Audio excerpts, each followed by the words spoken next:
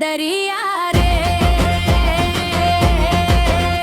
अरे गरज उठे जब माटी के बीरा, हाथ कमान औ खंजर डोले। छत्तीसगढ़ के भूमिया माँ तब ऐसे बीरऊ बना बोले। कल्याण साए के गाथा गावन, जेकर जस के डंका बाजे। जब जब दुश्मन नाक उठावे, छत्तीसगढ़ी तलवार चमकाए।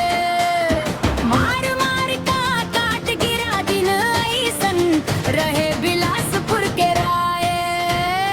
तरी हरी नाना मोरी नरी नाना गो, सुवाला संदेशा ते तनक दे दे।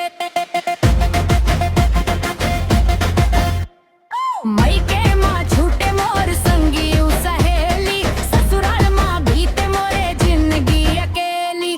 धन के कोठार भरे मन मोरा रोए, सुवारे कोनो मोर पीराला न जो है। टिंग टिंग टिंग बाजरे रे मांदड़ के ताना, नाचा डकर मामा सबला समाना।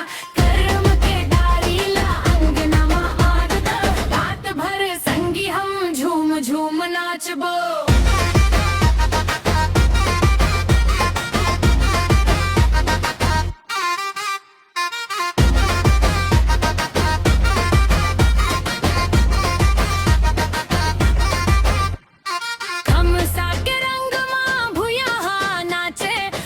छत्तीसगढ़ के लोक कला बाँचे।